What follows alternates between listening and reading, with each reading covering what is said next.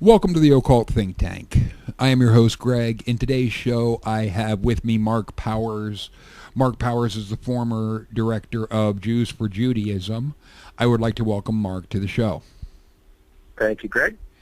My pleasure. And in today's program, we're going to be trying to get through the 365 so-called prophecies of Jesus in the Old Testament, or Torah and Tanakh. Okay.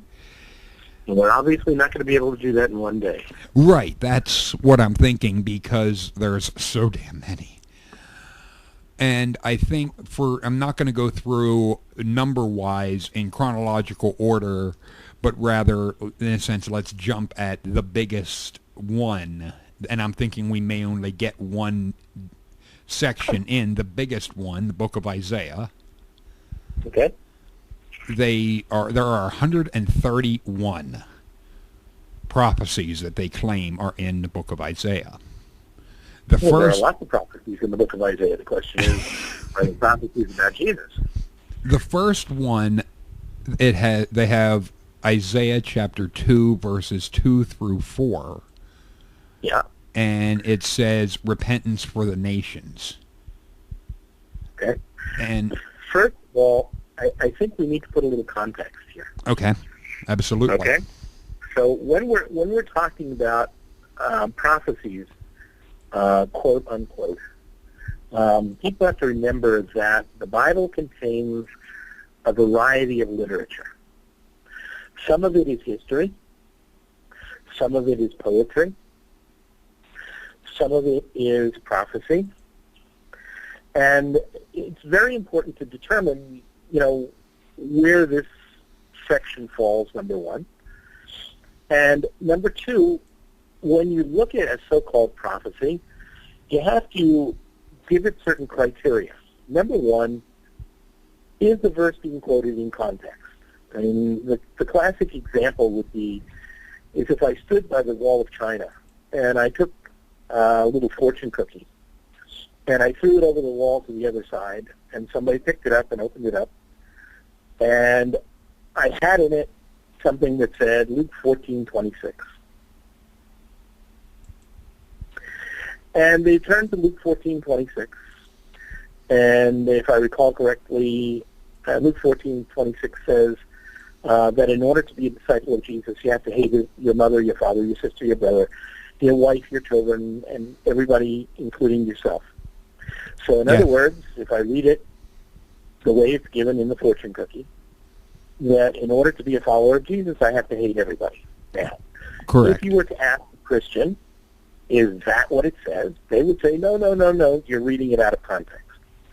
So, number one, context is very, very important. Number two, when you look at a verse, is it in fact prophetic?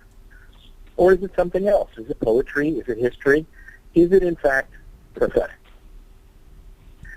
Number three, since we're talking about somebody for whom the claim is that they were the Messiah, is the verse Messianic? Or is it something else? Fourthly, does the verse actually exist? Because in a number of cases, in the prophecies claimed for Jesus, the verses are made up. And not only does it exist, but has it been edited and translated correctly? And is there proof that the particular verse that's being referred to actually refers to Jesus? Or could it refer to some other person? Or could it refer to anybody in general? And finally, is the verse clear and consistent? These are the criteria that we use when we look at any verse that people claim is a messianic prophecy or a prophecy about Jesus. And we apply that across the board, and if it fits, fine. If it doesn't, okay. So, we were talking about Isaiah 2. Let me get my handy dandy Bible here. You said Isaiah 2, correct? Yes, and it was verses 2 through 4, and I'll read those quick for everybody. And it shall come to pass in the days that the mountain of the Lord's house shall be established in the top of the mountains, and shall be exalted above the hills, and all the nations shall flow unto it. Verse 3, and many people shall go and say, come ye, let us go up to the mountain of the Lord, to the house of God Jacob, and he will teach us his ways, and we will walk in his paths. For out of Zion shall go forth the law and the words of the Lord from Jerusalem. Verse 4, and he shall judge among the nations, and shall rebuke many people, and they shall beat their swords into plowshares, and their spears into pruning hooks. Nation shall not lift up sword against nation, neither shall they learn war anymore. Okay. And then the supposed fulfillment. So wait a minute, that's been fulfilled? Supposedly, that Okay. was fulfilled Go for in Luke chapter 24, verse 47, where it says, and that repentance and remission of sins should be preached in his name among all the nations beginning at Jerusalem. That's it? That's it. Supposedly that fulfills. I'm not sure how that's beating swords into plowshares, but... Yeah, well, I'll get to that. I'll get to that in just a second.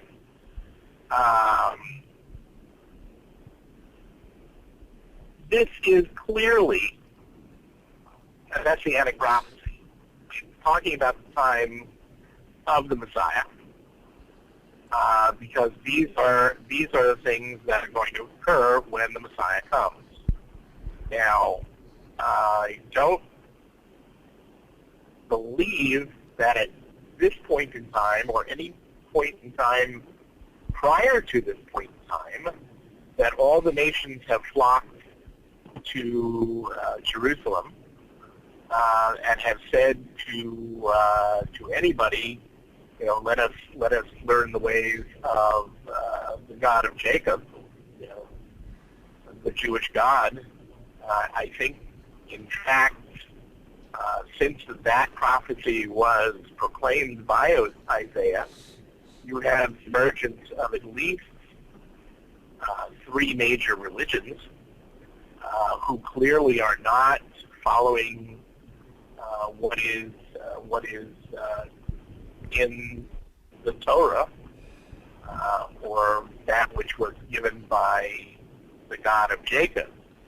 You have the rise of Christianity, you have the rise of Islam, and you have the rise of Mormonism. Mm-hmm. All of which, and of course there are other factions that have risen as well, but you take those three major groups, and clearly that has not happened. Proclaim from Jerusalem God's word. Okay. I think that's a stretch at the very least, and of course, as you started to mention, the famous statement from Isaiah that's carved into a wall across from the United Nations in New York: they'll beat their swords into plowshares, spears into pruning hooks. Nation shall not lift up sword against nation, neither shall they learn war anymore. Clearly, that has not happened. In fact, there's probably been more wars since the statement of Isaiah than at any time previously in history.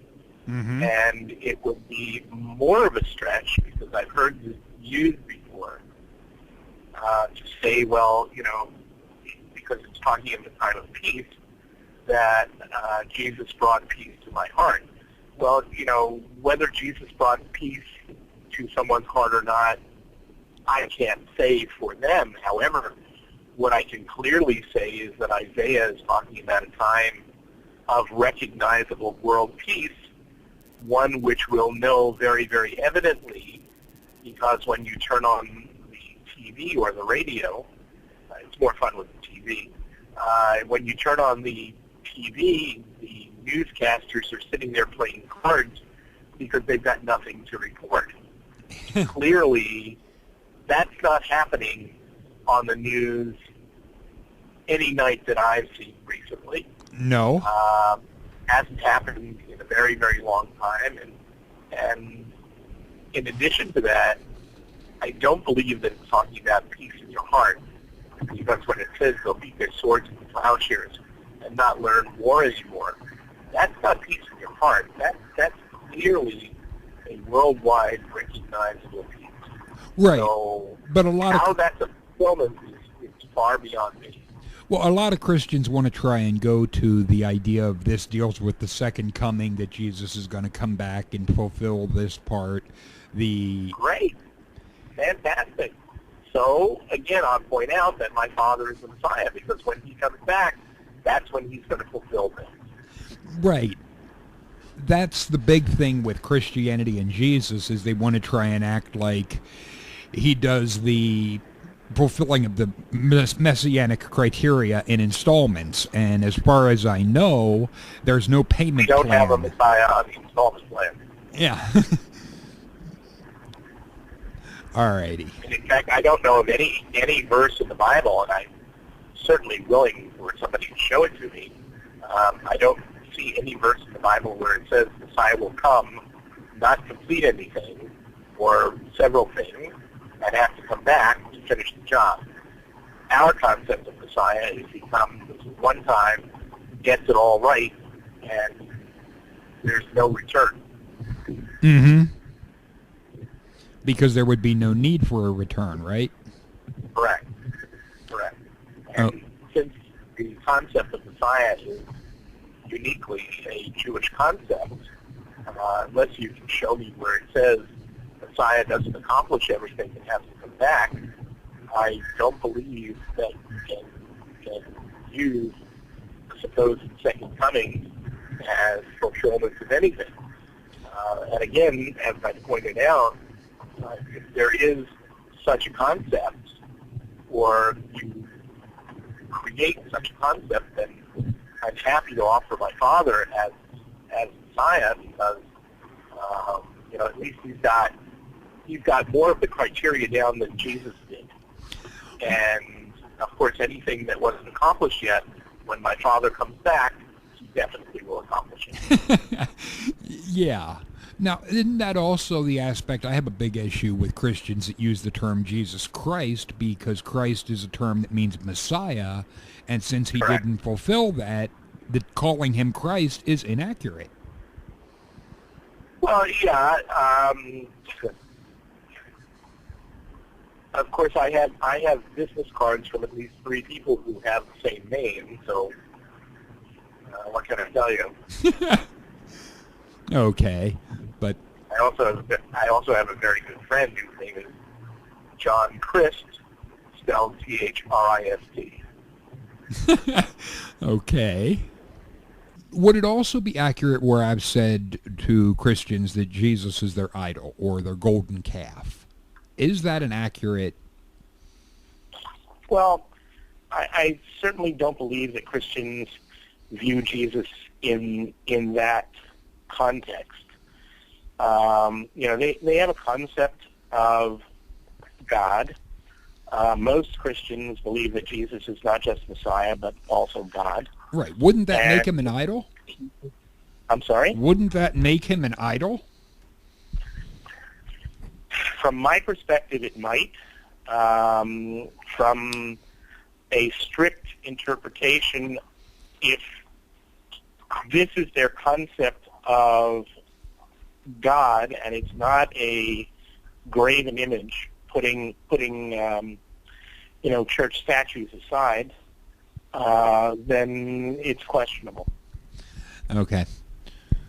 But to get back to these prophecies, because there's enough of them, Isaiah 4:2 is Messiah reigning, which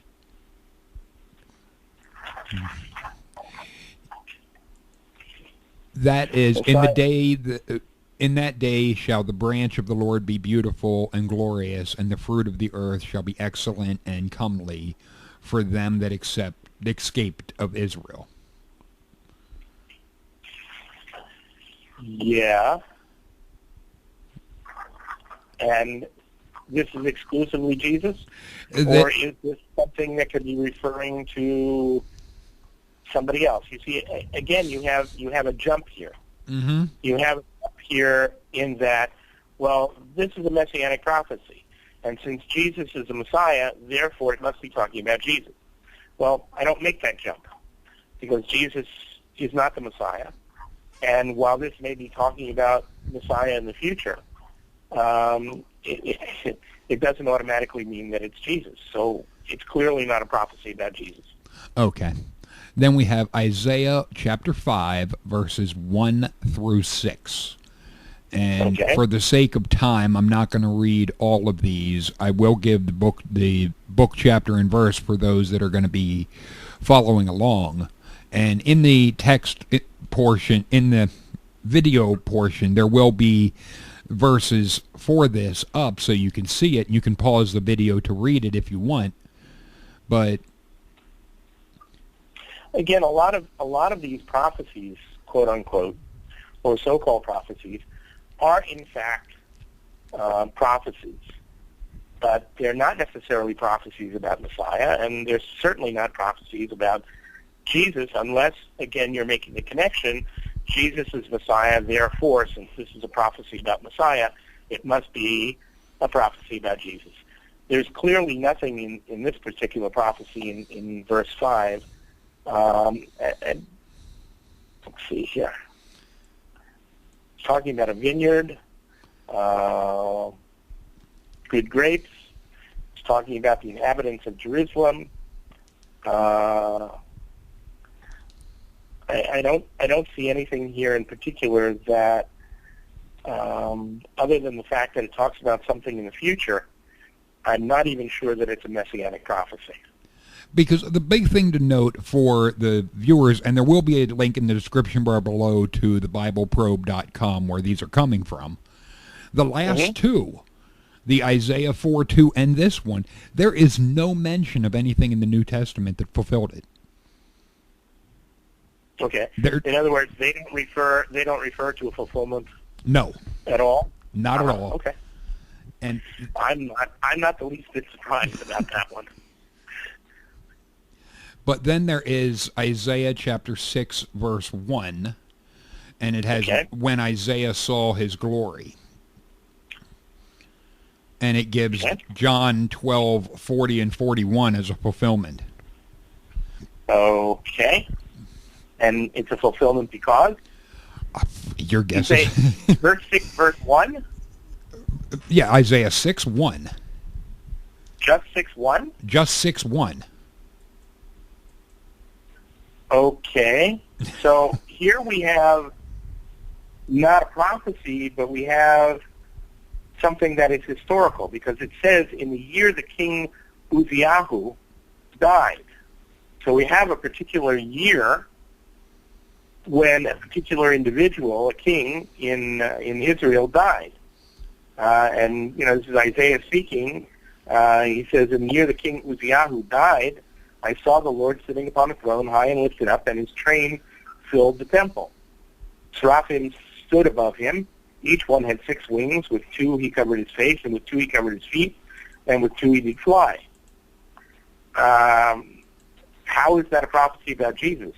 Number one, the time frame clearly doesn't fit. And number 2, it's talking about God. So again, we have a leap here. Since Jesus equals God, then this must be talking about Jesus, I assume, because I have no idea where they're making a connection on this one. Well, they're trying to say it was fulfilled in John 12:40 and 41, and just for the sake of, in a sense, entertainment, it says, he hath blinded their eyes and hardened their heart, that they should not see with their eyes or understand with their heart, and be converted, and shall heal them. These things said Isaiah, I guess Isaiah, when he saw his glory and spake of him. Okay. I'm again saying that This is not a prophecy, it's a history. It doesn't talk about something that is going to happen in the future. Prophecy is something that's going to happen in the future, not something that already happened. And this says that Isaiah is talking about something that happened in the year that King Uzziah died. Mm-hmm. And he's talking about something that happened in the past.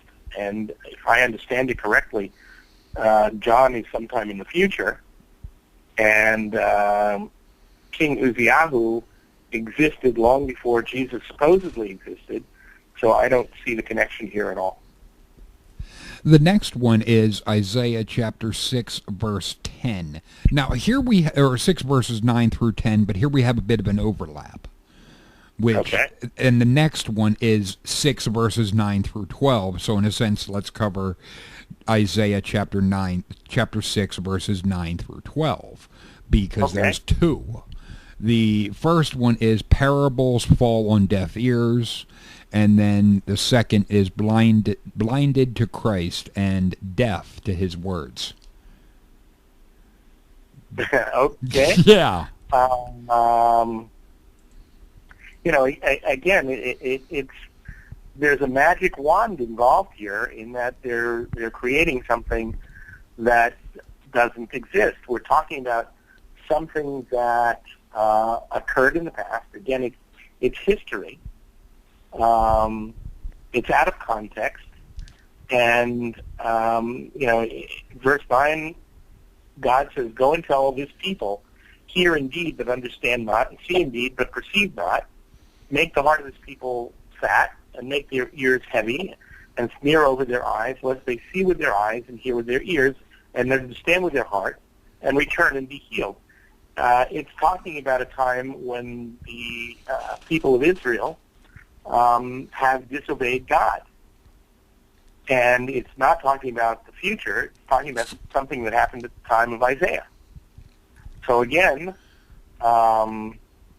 this is not a prophecy. This is a history of what was going on. Okay. The next two are from the same verse. And this happens frequently. And there's going to be a lot more like this, but Isaiah chapter 7, verse 14. To be born of a virgin and to be Emmanuel, God with us. Got it. Clearly one of my favorites.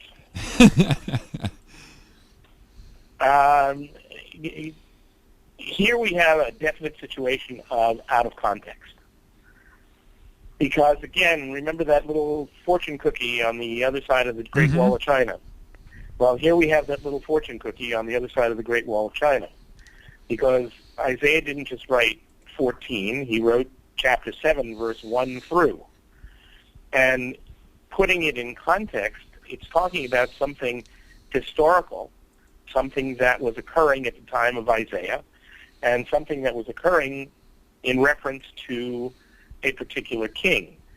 In chapter 7, it's talking about King Ahaz, who was the king of the southern kingdom of Judah, and he's talking about King Uzziah, who was, Ahaz, the son of Jotham, the son of Uzziah, who was his grandfather.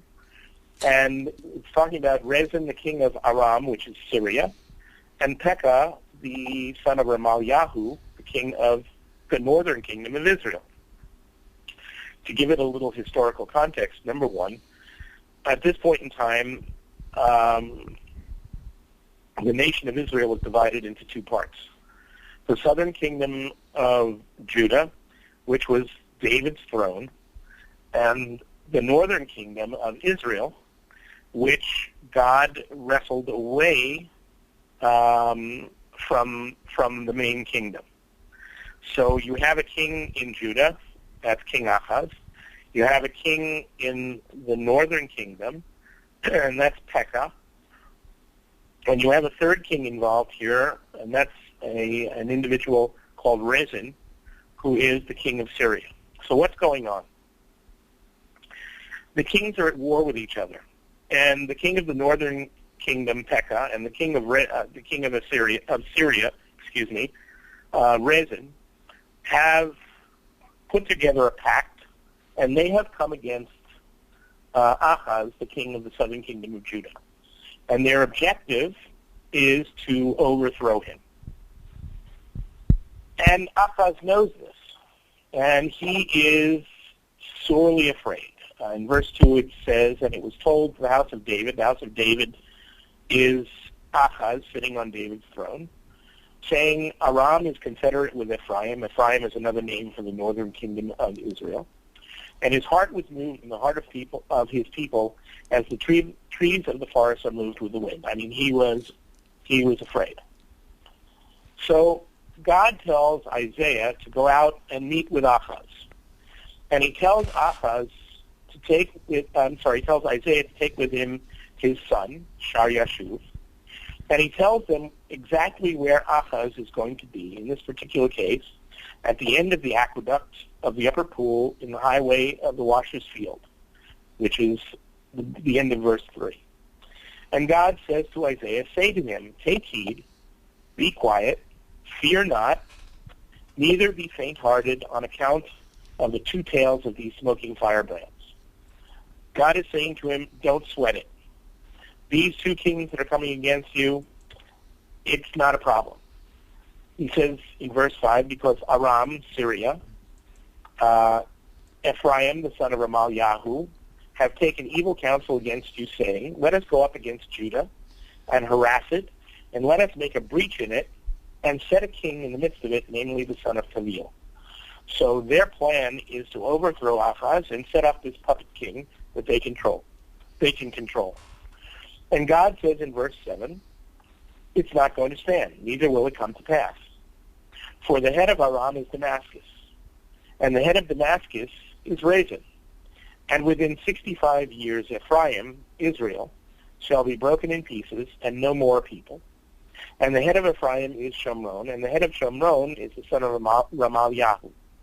So God is giving, through Isaiah, to Ahaz, a prediction of what's going to happen with these two kings.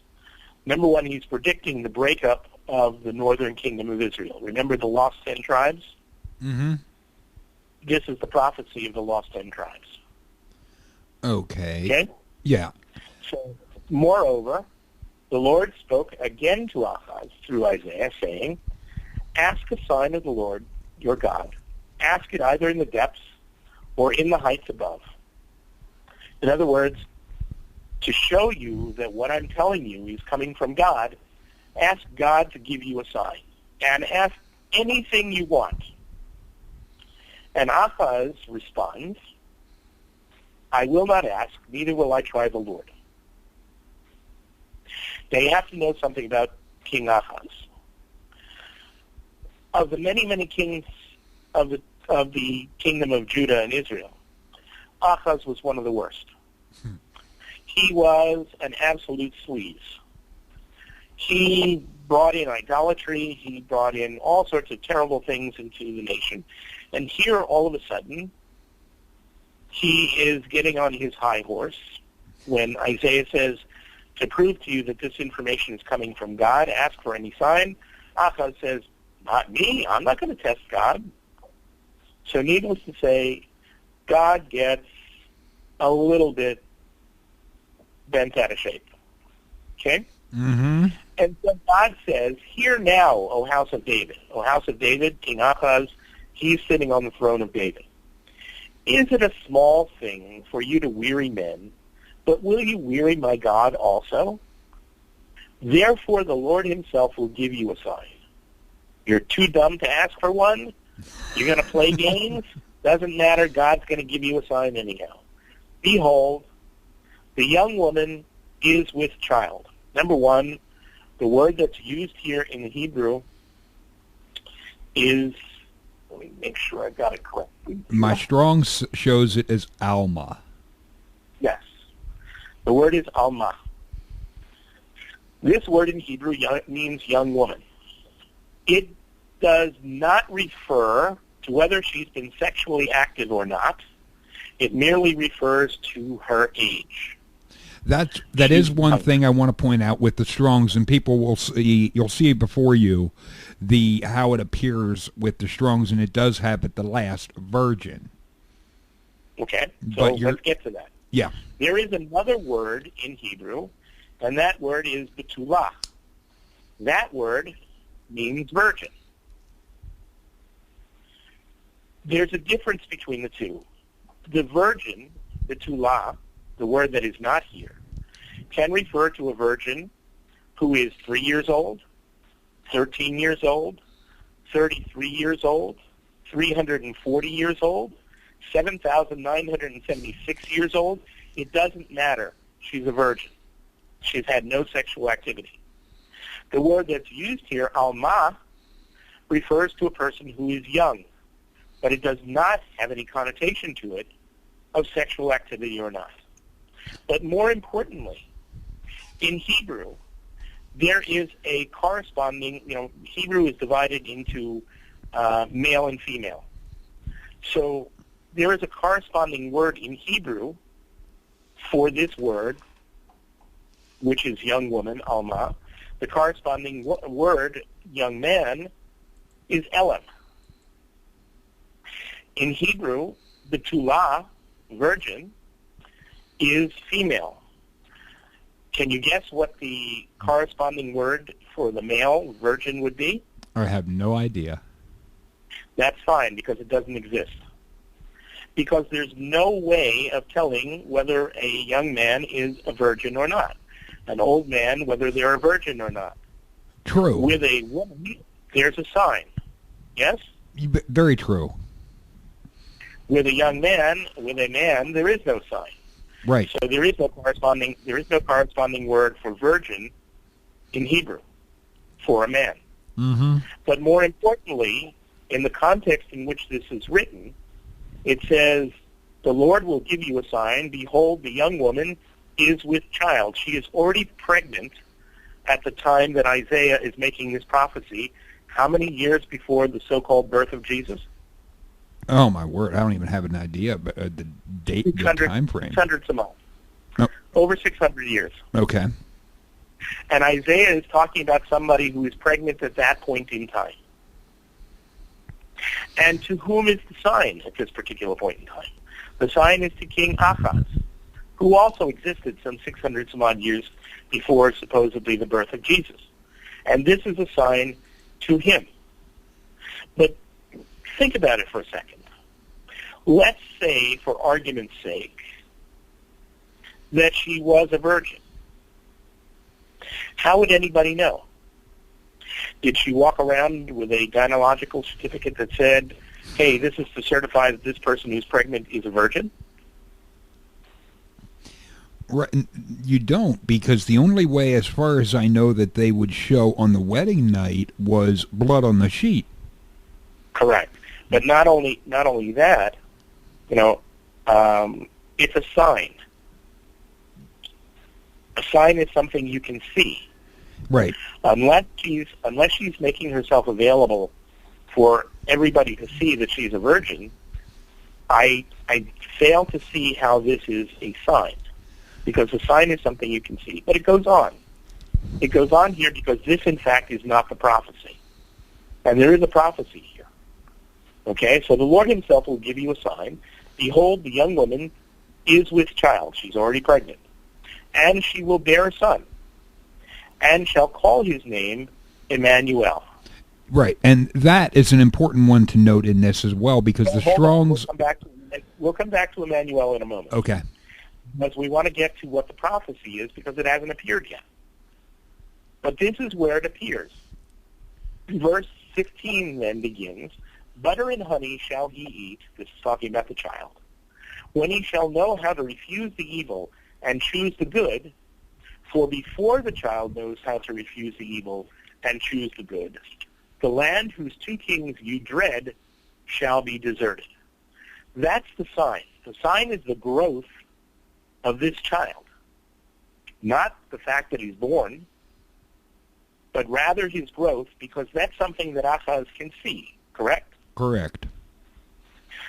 And so before this child knows how to choose between good and evil, the two kings that Ahaz is concerned about, that he's shaken from, are toast. That's the prophecy. And how great a period of time are we talking about? How soon is it before a child knows how to choose between what's good and bad? I would say in chronological years, maybe 5 to 6 years. Maybe not even that long, but certainly let's take 5 or 6 years. So within a 5 or 6 year period of time after this child is born, these two kings are toast. And so as Ahaz sees this child grow, he knows, number one, that God promised that the kings are not going to succeed. And number two, he knows that they're going to be toast in 5 or 6 years. Right. That's the prophecy. But I can go even a little bit further. I can tell you who the child is. Okay. Okay? Because in chapter 8, at the beginning of chapter 8, in verse 3, and it says, and I came near the prophetess. This is Ahaz talking. So who is the prophetess? I'm not sure. Well, I came near the prophetess, and she conceived and bore a son. Who would you suspect that the prophetess is? Well, Christians would say that that would have to be Mary. No. In order to again, fit... Isaiah came near the prophetess, Right. and she conceived and bore a son. The prophetess is the wife of Isaiah. Okay, but in order to fit their Jesus, that would have had to have been Mary, but this is 600 years before her. Correct. But we're going to see the same prophecy about the two kings coming up now. So I came near the prophetess, and she conceived and bore a son. So when it says I came near, that's a euphemism for them having relations. And believe me, he didn't come near the prophetess and they played tiddlywinks. And she bore a son, and the Lord said to me, call his name Maher Shalal Hashbaz, and for before the child shall know how to cry, my father and my mother, the riches of Damascus and the spoil of Shomron, which is the northern kingdom of Israel, shall be taken away before the king of Ashashur, Assyria. It's the same prophecy repeated again, talking about the growth of the child before he knows how to choose, how to say my mother, my father. Again, a fairly young age, right? Right. And the two kings, the riches of Damascus and the spoils of Shomron, the northern kingdom, are taken away before the king of Ashashur or Assyria. And if you look into the book of Kings, you'll see that's exactly what happened. So while it's a prophecy to King Ahaz at a time 600 some odd years before Jesus, and it's something that was fulfilled.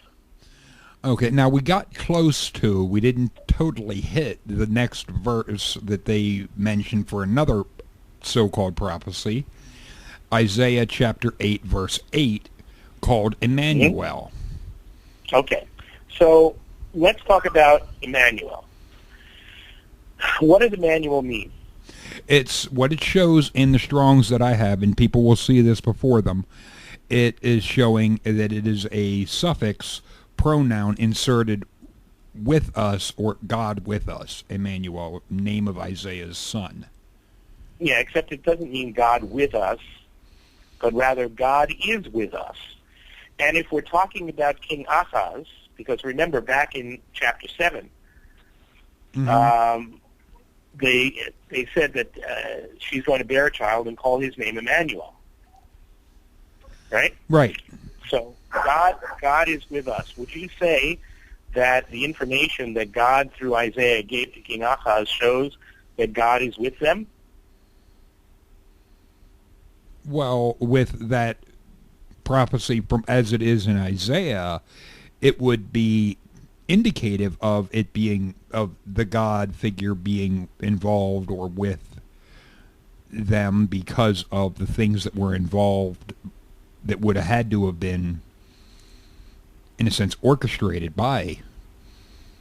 Yeah, well, considering the fact that you've got three kings there, two of them are aligned against the third, who is a weaker king, and the two kings are not succeeding, would you say that God is with King Ahaz? It would have to not? be.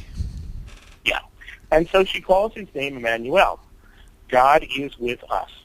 Just because back in the book of Matthew, it refers to Emmanuel, it doesn't automatically make it Jesus, and clearly Emmanuel was not his name. Right.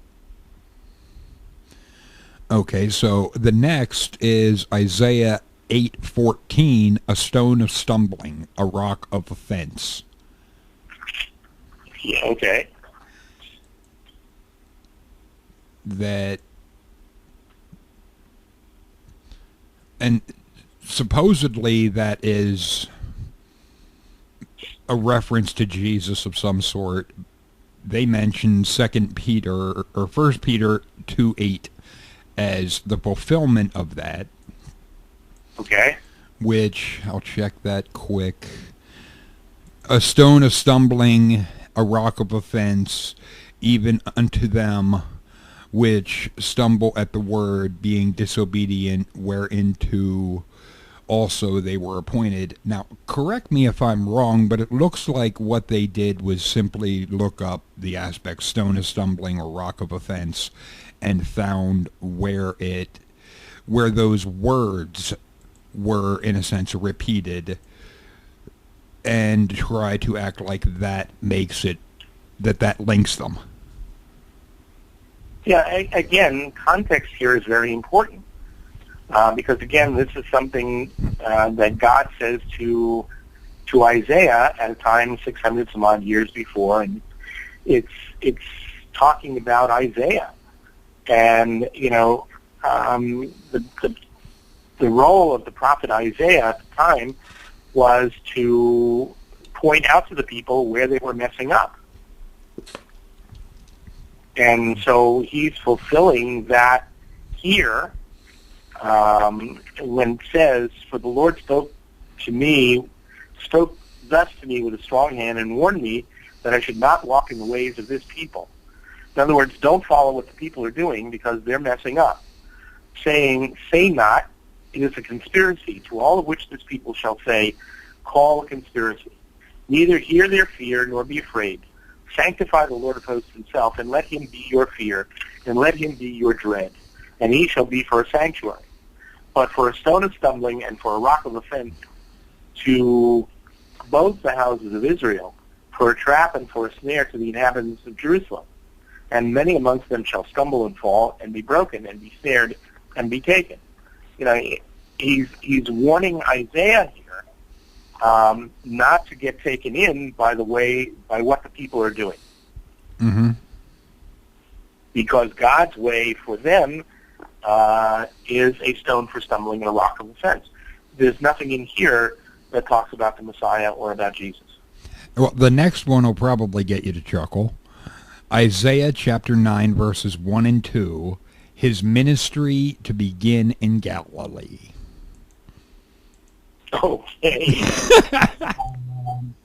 I'm just looking at these two verses, and I don't see anything here that says Galilee. Yeah, they are very creative, because very creative. Where it supposedly was fulfilled is Matthew 4:12 through 17. However, going by the base Isaiah 9:1 through 2, there is the word Galilee, at least in the English as far as the King James, where yes, it says in previous verse 23, yes. In where it says about the Galilee of the nations. And I'm like, wait a minute, what are they doing? Are they taking and seeing, wait a minute, here is a word that is in the New Testament, here is that word in the Old Testament, so this has to be connected. That appears to be what they're doing here. Because 9:1 and 2, the people that walked in darkness have seen a great light. They that dwelled in the land of the shadows of death, upon them has the light shone. You have multiplied the nation and increased their joy. They joy before you according to the joy in harvest, and as men rejoice when they divide to the spoil. For you have broken the yoke of his burden and the staff of his shoulder. The rod of his oppressor is in the days of Midian. This is talking about a time when the Jewish people will be relieved of their burden of the domination by other nations. Okay. Now, the next is, in a sense, it's apparently a good verse because we have 8 prophecies. Oh, yeah, it's a goodie. In Isaiah chapter 9, verse 6. Yep. I mean, 8 in one verse. Wow. Yep. Oh, it's a biggie. They have It's a biggie. a child born humanely, or humanity, then a son given deity, declared to be the Son of God with power, the Wonderful One, Piel, the Counselor, Yates, the Mighty God, El Gibor, the Everlasting Father, the Prince of Peace. Yep, absolutely. Isaiah 9:6 must be one that... Talking about Jesus, I agree, and what can I tell you? All right, that just... Did that just take the wind out of your sail? No, what was that? Okay, so 9:6. Yeah. Okay. For to us a child is born. Is born. Not will be born, but is born. It happened already.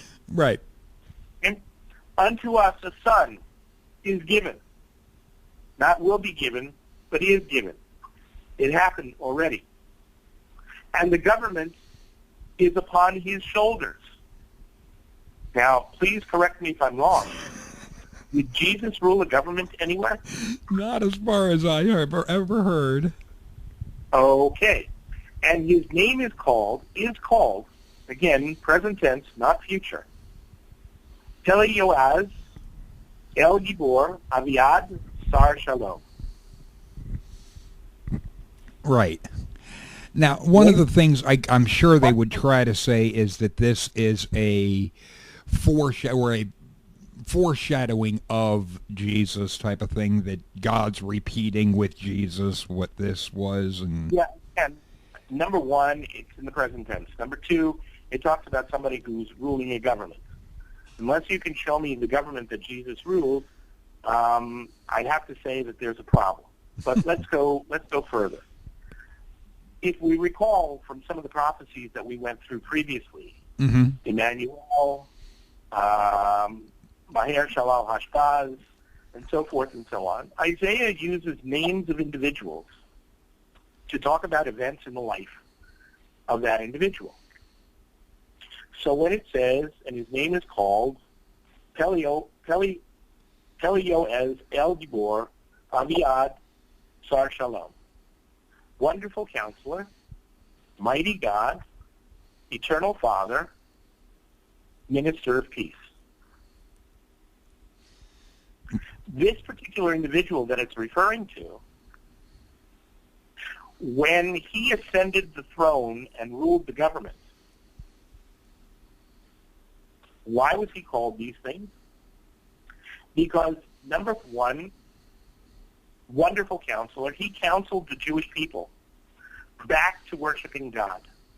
Remember, Ahaz had led the people astray. right. Now we have a new king, the son who's born, who is counseling the people back to worshiping God. Aviad, let me see. But that would also be a major difference between Christianity, or the character of Jesus, and this son, because if, at least going by the way Christians put it, Jesus wasn't trying to get people to worship God, but himself. Okay. Even though that's not anywhere in what he actually said, at least, but it's that's what they want to make it out to be, that it was, that Jesus is saying that he's the only way to God. Right. So he wouldn't even be doing what is in Isaiah, that this son and so forth, by bringing people back to worshiping God. He wasn't doing that. Okay, but let's go further. Okay? Again, wonderful counselor, mighty God, everlasting Father, minister of peace. So I already said that he counseled the Jewish people back to worshiping God. Everlasting Father, because God himself added 15 years to the life of this particular king. Prince or minister of peace. Again, remember we talked earlier about the northern kingdom and the southern kingdom constantly at war with them, at war with the nations around them. It was during the reign of this particular king that peace was achieved. So Isaiah is using names to describe events in the life of the individual. You know, but you have one here that I kind of backed off on that, and that's mighty God, right? Yeah. Can you call him man God? As far as with Judaism, as far as I know, no, you can't. Oh, really? At least because you're not calling him God, but God's name is within his name. For example, Daniel, God is my judge. You're not calling Daniel God, but Daniel's name contains God's name as well. Well, this particular king, his name was Hezekiah. And what does Hezekiah mean? Not a clue. Not a clue. Well, Hezekiah means the strength or the might of God. So Isaiah is actually using a variation of this king's name in this particular prophecy. Again, I don't remember any time that Jesus ruled a government anywhere. But this particular individual did. And it says, for the increase of the realm and for peace without end upon the throne of David and upon his kingdom, to order it, to establish it with judgment and with justice from henceforth forever. The zeal of the Lord of hosts performs this. So he's predicting that in the future, in henceforth, on the throne of David, there will be peace. And that, of course, ties in with that prophecy from earlier about beating their swords into plowshares, spears into pruning hooks, which clearly hasn't happened yet, but will happen in the future. But this particular prophecy is about a child, a son, who ruled the government, and whose name encompasses things that occurred. Well, it's also something in the present tense, not the future. So it's while part of it about the peace in the future is a prophecy about the future, the rest of it is merely history about King Hezekiah. The next verse has 3. Okay. So it's one, and we're at Isaiah 9:7. And the 3 are to establish an everlasting kingdom, his character just, and no end to his government, throne, and peace. All of these would be getting at the aspect of the second coming of Jesus, where he's going to, that would be where his kingdom and so forth that they're claiming is. Okay, but if the first part of it doesn't apply to Jesus, the last part does? Is that the claim? Well, his government, at least from what my understanding is of Christianity, is the idea is his government is in heaven type of thing. And well, but, you know, again, that's not what it's referring to here. It's referring to the throne of David. And the throne of David is not his throne. Okay. So but it is the throne of Hezekiah. Well, some want to try and act like he is a descendant of David. Okay. So they want to try and act like because of being a descendant of David, I guess the throne of David comes with it. Got it. But, you know, we need to go at some point in time as to whether he's a descendant of David or not. Right. because quite frankly, he isn't. Okay. That, just for putting it out there for everybody, no. But alrighty, we can. You want to leave it hang out there as a teaser, or do you want to go into it now? Well, we can leave it out there as a teaser and see how many, Okay. if anybody bites at that one. But then because we have a whole bunch in here, we're far from even halfway through. Isaiah chapter 11, verse 1 has two so-called prophecies called Nazarene the branch and a rod out of Jesus. No, out of Jesse. Or out of Jesse, yeah. Son of Jesse. Mm-hmm. And well, that... How the hell? Go ahead. I'm sorry? I'm just kind of shaking my head at these and being, really? How the hell are they coming up with? Well, the answer there very, very clearly is we've got a mistranslation here, number one. Because I'm assuming that their fulfillment in the Christian Bible says he will be called a Nazarene. The fulfillment for those is listed as, the first one is Matthew 2:23. And what does 2:23 in Matthew say? That says, and he came and dwelt in the city of Nazareth, that it might be fulfilled which was spoken of by the prophets, he shall be called a Nazarene. Yeah. And the next is Luke 3:23 to 32. Holy shit. They want, okay, it's just get the general. That is giving, it looks like a genealogy. Yes. Right. That's giving a genealogy. So let's deal with Nazarene first. Nazarene, or Nazareth in Hebrew, is spelled with a Zion. The word here in Isaiah, Netzer, branch, is spelled with a tzadi. They're two different letters. They're two different words. They're not related to each other. This is taking a word and mistranslating it so that it can say what you want it to say. The fact that Messiah would come through the Davidic line, Jesse being the father of David, I don't have a problem with that. But again, it's that leap that, well, since Jesus was the Messiah, therefore this must be talking about him.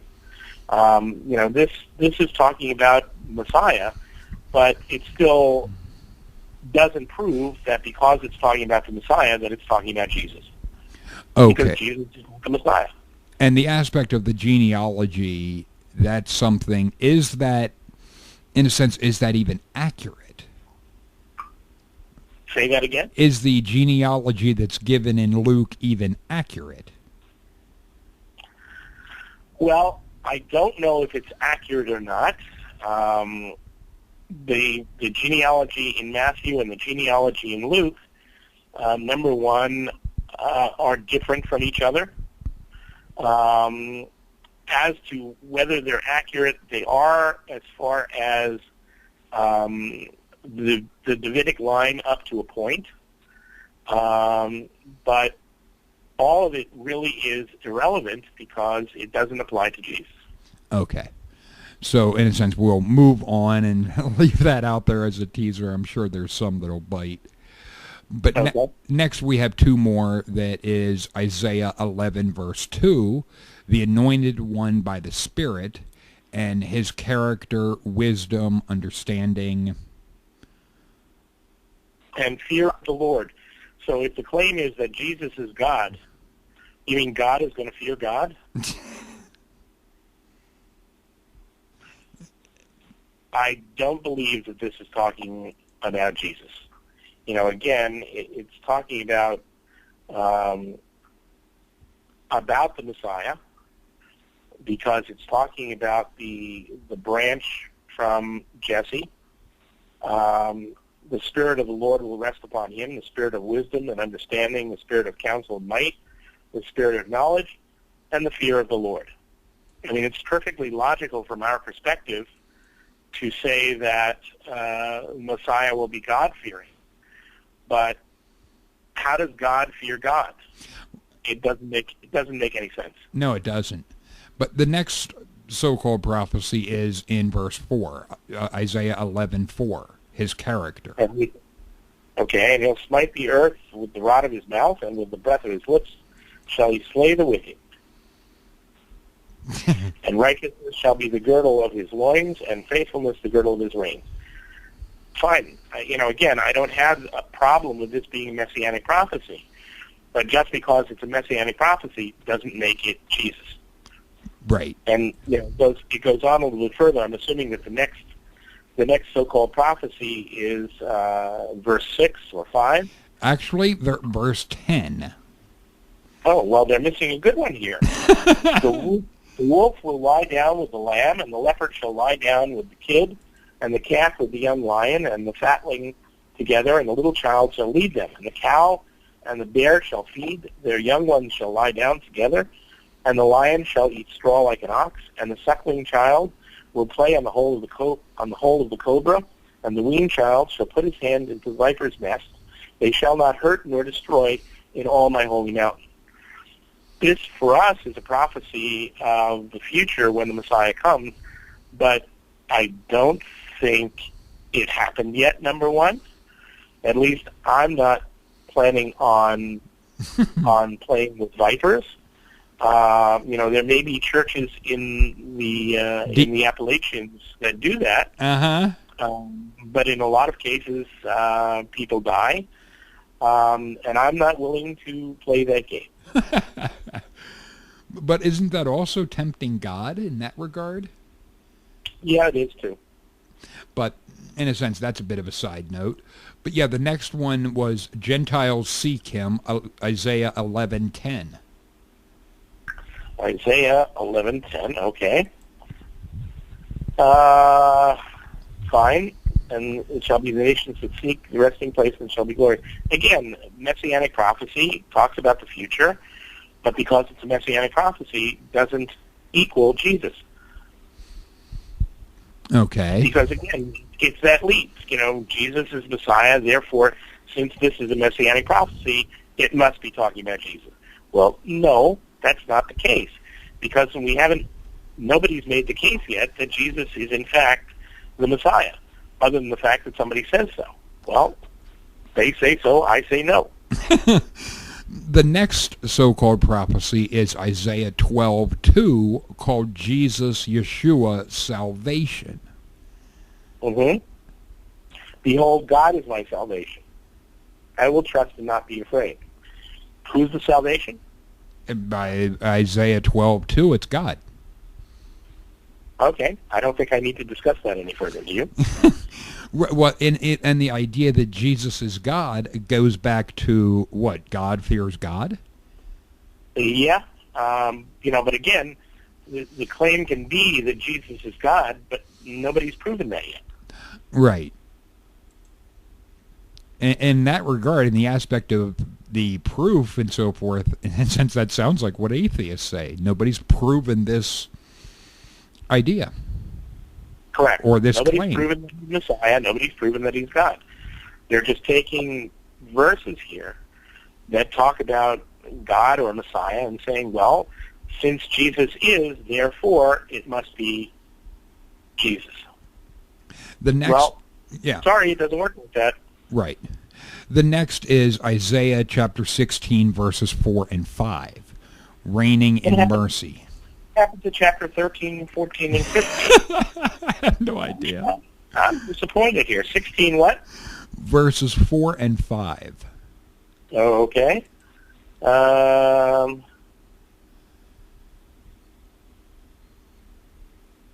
Okay, what are they saying here? They're trying to say that is reigning in mercy, and that it's a fulfillment of Luke 1:31 and 33. Yeah. With, okay. And my answer is as previous answers have been, but this time I'll only say ditto. To what was said before, yeah. Yeah.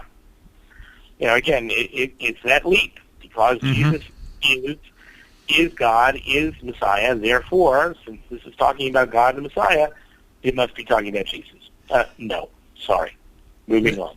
Isaiah 22, verses 21 to 25.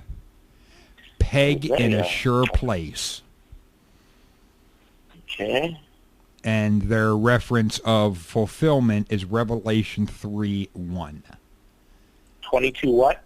The Isaiah 22, verses 21 to 25. 21 to 25. Okay. And I will clothe him with your robe and strengthen him with your girdle, and I will commit the government unto his hand, and I shall be a father to the inhabitants of Jerusalem and to the house of Judah, and the key of the house of David will I lay upon his shoulders, so he shall open, and none shall shut, and he shall shut, and none shall open, and I will fasten him as a tent peg in a sure place, and he shall go to glorious throne to his father's house, and they shall hang upon him all the glory of his father's house, the offspring of the issue, all vessels of small quantity, all from the vessels of cups, even to all the vessels, and so forth and so on. And this is applying to Jesus how?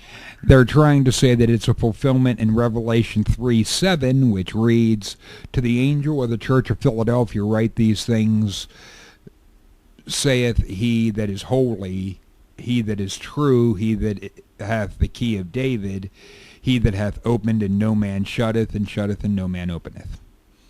So, if I understand it correctly, just because Revelation repeats the same words, therefore it's a fulfillment of prophecy. That seems to be how they're doing this, yeah.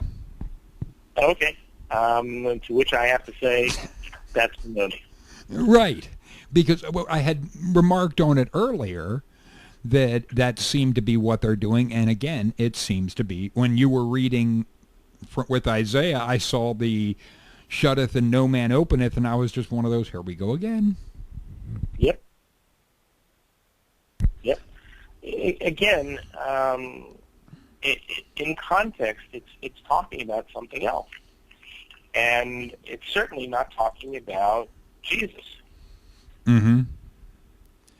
Then we have Isaiah chapter 25, verse 8. Resurrection predicted. Oh, goody. Okay. 25. Isaiah 25, 8. Okay. Oh, brother. Yeah, he will swallow up victory and death, and the Lord will wipe away all tears from his face, and rebuke of his people shall he take away from all of the earth, for the Lord hath spoken it. Yep. And? How is this Jesus?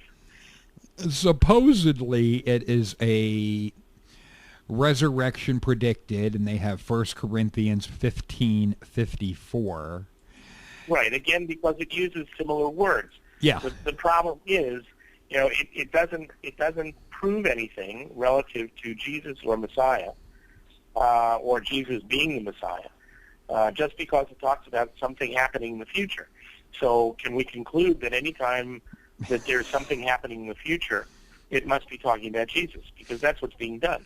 Yes, or when something is written and the words are similar in the New Testament to what they are in the Old Testament, all these have to be connected. But I have a bigger question. What? The bigger question is, if the words are similar in the Book of Mormon, does that mean that that's true? I would be even, and in a sense, let's go even nuttier with it. What if the words would be the same in the Satanic Bible?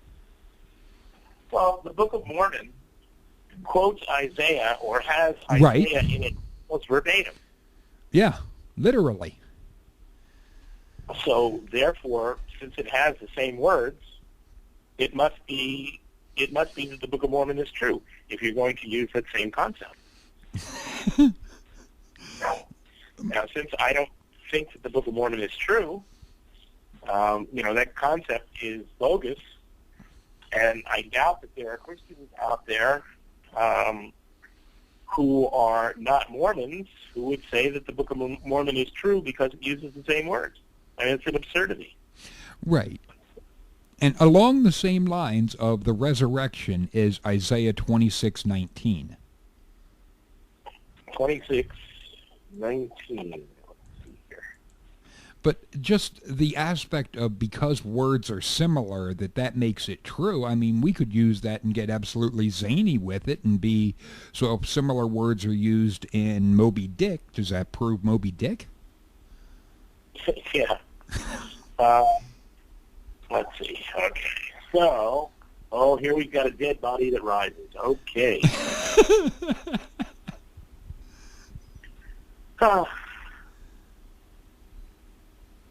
see.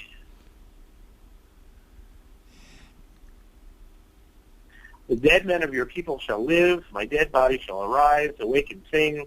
You that dwell in dust, for the dew is as the dew on herbs, and the earth shall cast out the shades of the dead. We believe in the resurrection of the dead. You have to remember what's interesting, and Christians seem to avoid, is that Jesus wasn't the first person raised from the dead. Okay, who was? Elisha resurrected a dead child. So this dead child was the first person brought back from the dead who was resurrected. So does that make this dead child the Messiah? Well, Christians would, I'm sure, no doubt, try to say that, well, there's all these others, but these others are turning out to be basically a puff of smoke in a grassy knoll. Yeah, okay, but nevertheless, we do believe that there will be resurrection of the dead in the future. So here we've got a passage about the resurrection of the dead. So what? Does that mean that anybody that was resurrected or will be resurrected is the Messiah? Does it mean that anybody who was resurrected or will be resurrected is God? I don't think that Christians would agree with that. Right. So while this is a prophecy or a passage about the resurrection of the dead in the future, it's not a passage about Jesus. Okay. The next is Isaiah 28:16. The Messiah is the precious cornerstone. Again, it's the leap. Since Jesus is the Messiah, and this is talking about Messiah supposedly, then it must be talking about Jesus. But,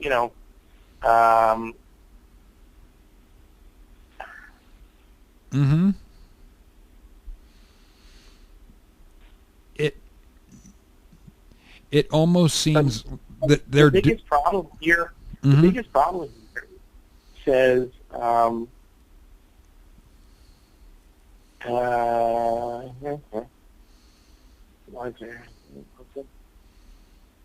lay in Zion for a foundation stone, a tried stone, a precious cornerstone, a sure foundation. He that believes shall not make haste. Judgment also will I lay by a line, and the righteous by a plummet. And the hail shall sweep away the refuge of lies, and the waters shall overflow the hiding place. And your covenant with death shall be annulled, and your agreement with Sheol shall not stand. When the overflowing scourge shall pass through, then you shall be trodden down by it. Again, prophecy of the future, yes. But again, it's the leap because, these are the attributes of Jesus. Therefore, this must be referring to Jesus. Okay. It's not. Yeah. Then we have Isaiah chapter 29, verse 13, and let's just do two at once, 13 and 14. He indicated hypocritical obedience to his word, and the wise are confounded by the word. Yeah, and why is this messianic? They're trying to say that this is a prophecy of Jesus. Yeah, or how? Two of them. How? Okay, let's And the see. Lord said, since this people draw near, and with their mouth and with their lips do honor me, but have removed their heart from me, and their fear towards me is as a commandment of men learned by rote. Therefore, behold, I will proceed to do a marvelous work amongst this people, even a marvelous work and a wonder. For the wisdom of their wise men shall perish, and the understanding of their prudent men shall be hid. What's really interesting to me about this is the verse that the Mormons use all the time, a marvelous work and a wonder, referring to the Book of Mormon. Interesting. So very, very simply, when you take a verse and you take it out of context and you apply it to anything, then it begins to mean nothing. Because if you can apply it to anything, as this particular case shows, then something that means anything to anybody means absolutely nothing. Right.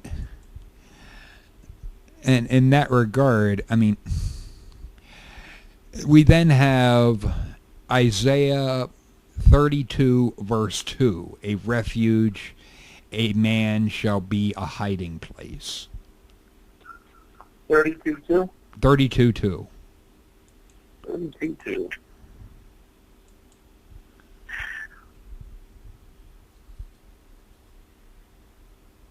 Again, anytime I get to this, all I'm going to do is say ditto. Because, again, just because it's talking about something doesn't, number one, mean that it's talking about Jesus because of the supposed attributes, and number two, it doesn't necessarily mean that it's messianic. Right. And Isaiah 33:22, Son of the Highest. 33:22.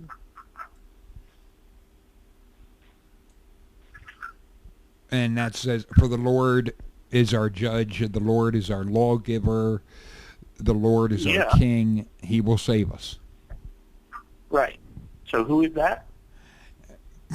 It can't be Jesus unless, as a earlier statement would be, God is fearing God. Ditto. Yeah. And then we have Isaiah 35:4, he will come and save you. And we can toss in the next verse, verse 5, to have a ministry of miracles. The lame man shall leap as a hart, and the tongue of the dumb sing. For in the wilderness shall waters break out and streams in the desert, and the parched ground shall become a pool, and the thirsty land springs of water. The habitation of jackals shall become a pasture for cattle, and enclosure of reeds and rushes. Again, we're talking about something that's going to happen in the future, and just because it's going to happen in the future doesn't make it referring to Jesus. Right, and something that I had noticed before, years ago, in the middle of this, where it said about, but it shall be for those, the wayfaring men, the fools shall not err therein. But there was something that, a lot of these Christians want to act like the serpent and so forth is a figure of evil and in the habitation of dragons. Okay. A dragon is a serpent. If Satan is the metaphoric figure of the dragon and so forth, how can it have the inhabitation of dragons with this shit? Okay. You know what, you know what I'm getting at with the aspect with Christians wanting to have the devil is the dragon, the serpent, the... Yeah, I'm aware, and my immediate response to it is, Satan is a good guy, so Right. Let's move on. Yeah, so it really... There's a whole lot that... Wow. Yeah, but when we're talking about miracles, the lame shall do this, and so forth and so on. What does God say about miracles? Well, from what my thought is they're not evidence because didn't the, and I don't have the exact verses for this, but the magicians of Pharaoh had done miracles as well. Yep. So if miracles are the only evidence for a God... Deuteronomy chapter 13. Okay, so anytime we get to miracles don't impress us. God says that there are going to be many people who perform miracles. Hold on, I'll give you the exact quote here. You said Deuteronomy 13? Deuteronomy 13. If there arise amongst you a prophet or a dreamer of dreams, and he gives you a sign or a wonder, a miracle, and the sign or the wonder comes to pass, of which he spoke, saying, let us go after other gods, which you have not known, and let us serve them. Then you shall not listen to the words of that prophet or that dreamer of dreams. For the Lord your God puts you to the test, to know whether you love the Lord your God with all your heart and with all your soul. And you shall walk after the Lord your God and fear him and keep his commandments and obey his voice, and you shall serve him and hold fast to him. And that prophet or that dreamer of dreams shall be put to death, because he has spoken to turn you away from the Lord your God. Can it be argued that's what Jesus tried to do? I'm sorry, say it again? Can it be argued that that is exactly what Jesus tried to do? Again, I'm coming from a slightly different perspective as to whether Jesus existed or not. But, I would say that if the shoe fits. Yeah. But that is one that I point out, but in a sense, getting back to, okay, we have Isaiah chapter 40, verses 3 and 4, preceded by a forerunner. Let me just interrupt for a second before Yes. we go on. Because take a look at Matthew 24:24. You have a Christian Bible there? I do. I mean, just... Yeah, it has... Matthew 24:24. Okay, that is... For there shall arise false Christs and false prophets, and shall show great signs and wonders, insomuch that if it were possible, they shall deceive the very elect. Okay? So even Matthew says that there are going to be false prophets who do signs and wonders. Right. Okay. Moving right along, Isaiah what? 40 verses 3 and 4. 40 verses 3 and 4. Okay. Voice cries, prepare in the wilderness the way of the Lord. Make straight in the desert a highway for our God. Every valley shall be exalted, and every mountain and hill shall be made low, and the crooked shall be made straight, the rough places plain. And the glory of the Lord shall be revealed, and all flesh shall see it together, for the mouth of the Lord has spoken it. And my response is, ditto. Yeah. And then we have Isaiah 40, verse 9. Behold your God. Okay. Bring us good tidings to Jerusalem. Lift up your voice with strength. Lift it up. Be not afraid. Say to the cities of Judah, behold your God. Behold, the Lord God will come with might, and his arm shall rule for him. Behold, his reward is with him, and his hire before him. He shall feed his flock like a shepherd. He shall gather the lambs with his arms, and carry them to his bosom, and gently lead those that are with young. Ditto. Yep. How about verse 11? That's the next one. Yeah, I already read that. Yeah. Ditto. Okay.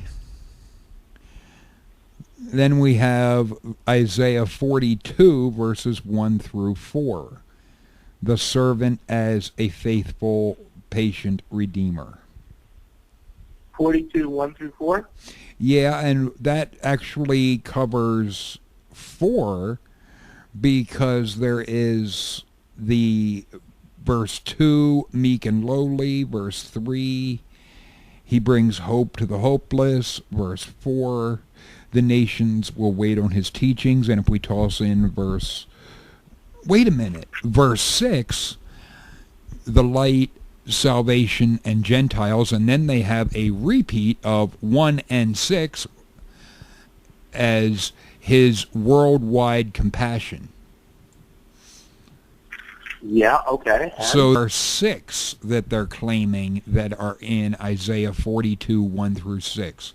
Or even if you toss in verse 7, there's a set that makes 7, because the blind eyes open. Okay. Apparently they like Isaiah 42.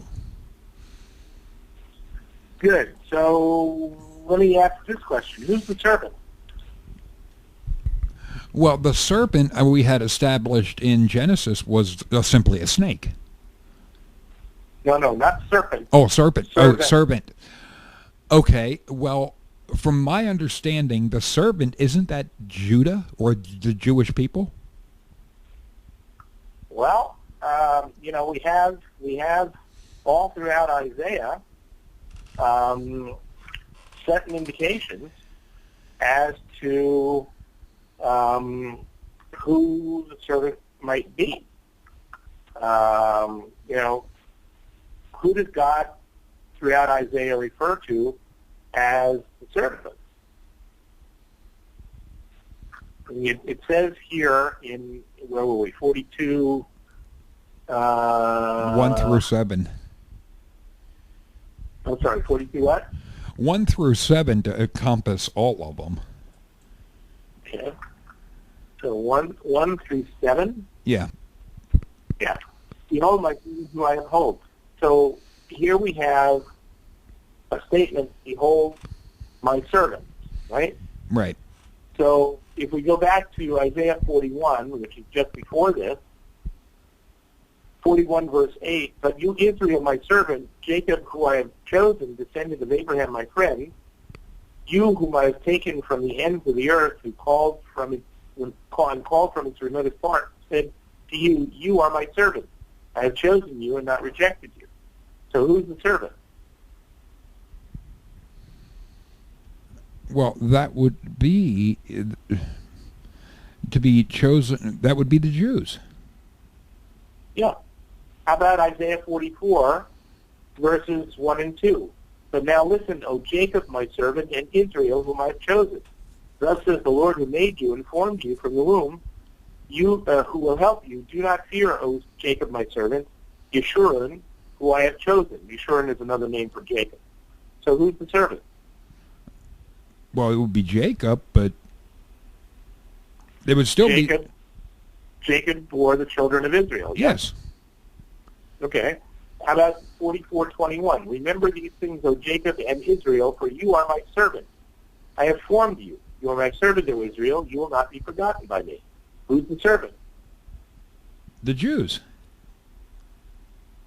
Isaiah 45, verse 4. For the sake of Jacob, my servant, and Israel, my chosen one, I have even called you by your name. Who's the servant? The Jews. Isaiah 43:10. You are my witnesses, declares the Lord, and my servant whom I have chosen, that you may know and believe me and understand that I am he. Before me there is no God formed, neither shall there be any after me. And on and on and on. God redeemed his servant Jacob in Isaiah 48. You are my servant Israel in Isaiah 49. Mm-hmm. And so forth and so on.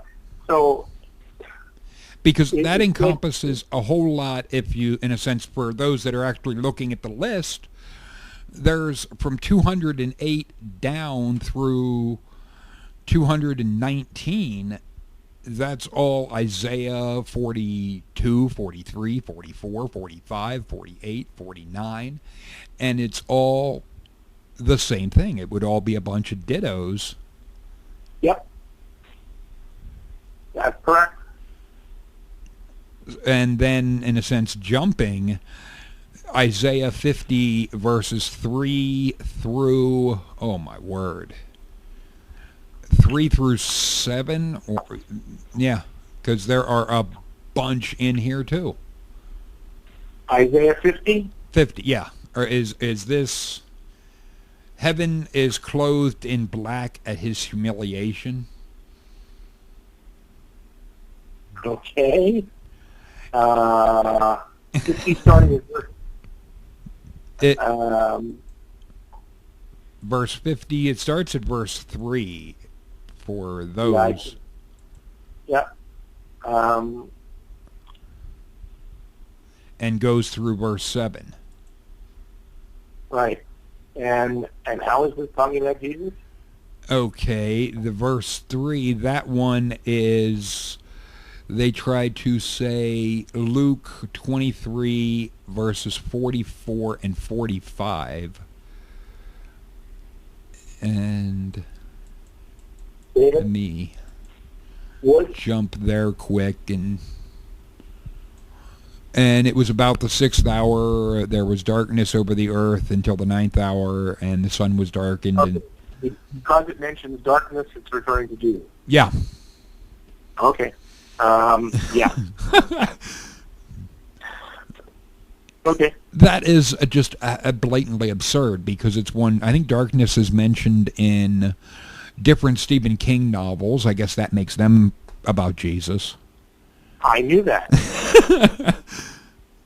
I mean, darkness might even have been... Even though I didn't read Stephen King, I knew that. There was one Star Trek, I think it was Into the Darkness or something, and since it has darkness, that has to be about Jesus. That's right. I mean, this is absurd. Well, it's certainly stretching it. That's for sure. Stretching it is that's an understatement. And then in Isaiah 52:13, the servant exalted, we've already established the servant is the Jewish people. Well, that's interesting, because 52:13 leads into 53, and I assume that 53 on your list Oh, of my word. hit parade, the list of the hit parade, all of Isaiah 53 refers to Jesus, correct? Holy shit. Isaiah 53 is encompassing from, just to give that goes just the Isaiah 53 from 234 down to 270. Yep. And they're trying to, I guess they're trying to say, I guess we should talk about Isaiah 53, obviously, because... We have to talk about Isaiah 53, but the discussion about Isaiah 53 is a very, very long and involved discussion. Okay, so that would be the next... Suffice it to say that, number one, Isaiah 53 doesn't begin at 53:1. It begins at 52:13 when it talks about the servant. Okay. This is commonly called the suffering servant. And either all of it applies to Jesus or none of it applies to Jesus, because it's a cohesive description. Okay. So if there's just one thing in here that doesn't apply to Jesus, then the whole thing doesn't apply to Jesus. And using it as a teaser, let me just say that it doesn't apply to Jesus. Right, and that's one, we are going to cut this video at that spot, and for those that are looking on the website that is in the description bar below, you'll see we didn't even get through all of Isaiah, obviously, because we're at 53. Right. We made it maybe halfway through. Correct. And but Isaiah 53 is definitely a long discussion. Okay. And a detailed discussion, and it really requires a verse-by-verse, almost word-by-word perusal, because in a lot of cases, in cases of Christians that I have met who have tried to convert me, they look at me with incredulity and say, "Have you ever read Isaiah 53?" And I assure them that I have. The problem is that Christians will claim that the Jews don't read Isaiah 53 because they know exactly what's there, and they're afraid to read it. and they will point to the fact that in the synagogue, we read Isaiah 49, 50, 51, 52, 54, 55, 56, but we don't read Isaiah 53 in the synagogue. The problem is that just reveals the ignorance of the individual who's making the statement. Because you have to understand historically how the readings in the synagogues came about. In Jewish history, there was a time when we were forbidden under the pain of death from reading the Torah, the 5 books of Moses. So the rabbis went through, and they selected from the books of the prophets, because the books of the prophets were just considered literature. They selected sections from the books of the prophets that had a relationship to what the Torah reading would have been at that particular point if we were permitted to read it. So, for example, when we read about the construction of the portable tabernacle in the wilderness, the corresponding reading from the prophets, which we call the Haftorah, the corresponding reading from the prophets refers to the building of the temple in Jerusalem. So there's a relationship between the two. Why don't we read from Isaiah 53? The answer is really very, very simple. It's not a plot on the part of the rabbis to keep us from knowing what it says, because believe me, we read Isaiah 53. We don't, when we read the book of Isaiah, and we do read the book of Isaiah, we don't skip over chapter 53. It just had no relationship to anything in the Torah, and therefore, along with 82% of the rest of the books of the prophets, was not chosen as a section to be read in the synagogue. We don't avoid Isaiah 53 because we know it's there, and therefore we don't want people to know. It just wasn't chosen because it had no relation to anything in the Torah. Okay, but the Isaiah 53... It's canard that's put up by people who are ignorant of Jewish history, who have no idea what's going on, and we're not afraid of Isaiah 53. We read Isaiah 53, and when we get together next time, we'll go through Isaiah 53. Because the one thing I can tell you, again, as a teaser, whoever Isaiah 53 is talking about, the one person I can assure you, beyond the shadow of a doubt, that it's not talking about is Jesus. All righty, well, that is one that will be in the next interview. All right, it has been a pleasure. You've been listening to the Occult Think Tank with Greg. Feel free to leave your thoughts and comments in the comment section below. Later, people.